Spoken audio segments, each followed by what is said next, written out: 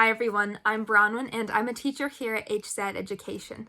Today, we're going to be talking about one of the most common problems that students run into when they're writing, which is that they don't answer a question fully. They don't answer a question to the point. This is probably why you lose marks when you write essays, because the instructor or the examiner feels that you're not answering the question, that you're deviating from the topic, or that you're speaking in circles, that you're beating around the bush while you're writing. So there are two reasons why this happens. The first one is that you're not answering why. The why is your stance and your reasoning. Why does this phenomenon happen? Why do you support this subject, or why don't you support this subject? And why is this your stance? So that's the why portion. The second issue is that you're not answering the how. So the how is how that thing happens, how one thing leads to another, how the order of events unfold. The how provides support for your why, and it gives crucial information to your reader about how the different pieces of your argument connect to each other and sort of how your essay connects, how the different portions of the things you're talking about relate to one another. So when we use the why-how method, we're able to remedy these issues and improve our writing. So if you ask yourself why you're taking a certain stance or arguing for a certain position, you're able to provide clarity for your reader. But this is only half of the battle. When you ask yourself how, you're explaining your why. So the how is there to provide supporting details and information for your reader in a basic, straightforward way that explains your reasoning step by step, like you would for a child. So the how is connecting the pieces of your argument and providing a sort of logical progression for your reader. It guides your reader through your way of thinking. So, with that said, let's take a look at some sample essay questions where we can see the why-how method in action. All right, so our first prompt is telling us that the production and sale of cigarettes should be made illegal.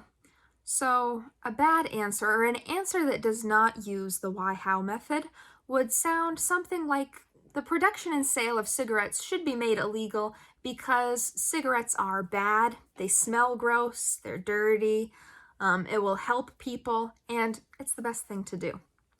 So this is not a great answer because it offers a lot of why that's not fully explored, that's not fully developed. So there's no mention of a how here at all. There's no explanation of any of these whys. And it's sort of all over the place. You're offering me a lot of information without connecting any of it logically. So you say they're bad and that banning the sale and production will help people, but you don't explain any of it. You don't give me the how. So an answer that uses the why-how method might sound a little bit like this. The production and sale of cigarettes should be made illegal because, and here's your why statement, because smoking cigarettes has been proven to cause cancer and negatively impact people's health. So you have a clear why statement. You're saying that they should be made illegal because it will do this. Here's your why. But now I need some support for those things. I need to explain more. How will it be better for people's health? How will it be good? So we see that banning the production and sale of cigarettes, doing this will prevent people from having easy access to cigarettes. And then because they don't have access to it, this will cause many people to quit smoking. And by quitting smoking, it will allow them to improve their health, from their breathing to their heart function to their teeth. Thus, banning the production and the sale of cigarettes will aid people in quitting a habit that's bad for their health, and it will create a healthier population. So, I've led you through each step of this argument. I've connected the pieces. This explanation gives a clear why statement. So it says that banning smoking will allow people to become healthier. And then it says how that will work. And I've given a step-by-step how. So banning smoking will make it harder to access. Harder access will make people quit. And people quitting will improve their health. So I've led the reader sort of step-by-step through the logic of my argument. I've explained how to my why. So let's take a look at our next example and see the why how method with a different prompt. So our second prompt is asking us, should physical education classes be obligatory for children? Now, an answer that does not use the why how method might sound a little bit like this. So somebody might say, physical education classes should be obligatory because kids need to be healthier, and it's important to learn about different sports and activities. This answer is not great because, again, it offers a lot of partial why statements that aren't fully explored. They're not fully developed. You've told me that kids need to be healthier and that it's important for them to learn about different sports, but you're not explaining any of it. I don't see how the two connect. I don't see how that statement connects to the prompt. So in order to connect it, we need to have the how. We need to guide the reader through our reasoning. So a good answer that connects all of the pieces, that has both a why and a how fully developed, might sound something like this. Physical education classes should be obligatory because, and here's your why, because exercise and physical activity improve the health and well-being of all people, and it's important to instill the value of exercise in children when they're young so that they can continue that habit throughout their life. Now, we see that I have a clear why statement. We've said that exercise and physical activity improve health and well-being, but how does that connect to physical education courses? Here's the answer to that how. So having a dedicated class every day or a few times a week where children can be active and learn about different forms of physical activity will add regular exercise to their schedules, and it will build a habit. So by exercising regularly, children will be healthier when they're young and will be more likely to include physical activity in their lives as they grow up because they built that habit when they were young. So this explanation, we have the clear why statement, which is that physical exercise and activity improves health. And then we explain how physical education courses relate to that because it will build a habit that will allow children to continue to exercise and build their physical well-being. So that was example number 2. Let's look at one more example to see the why how method in action. So our third prompt is asking us, should plastic be banned? Now, an answer to this question that does not use the why how method might sound a little bit like this. So plastic should be banned because it's bad for the environment because it creates pollution.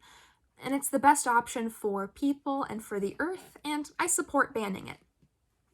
Now this answer provides a little bit more detail on the why. You've said that it's bad for the environment because it creates pollution, but it still doesn't fully address the how. It doesn't elaborate on the why, and it doesn't provide support for your why. So you've told me that it's bad, but you don't tell me how. A better example that has both a full why and a full how explanation might sound like this. Plastic should be banned because, here's your why, because plastic is bad for the environment as it causes pollution. How will banning plastic stop pollution? Now, you want to lead the reader through the logic of this argument, so here's the how. So the majority of plastics are made from oil and petroleum.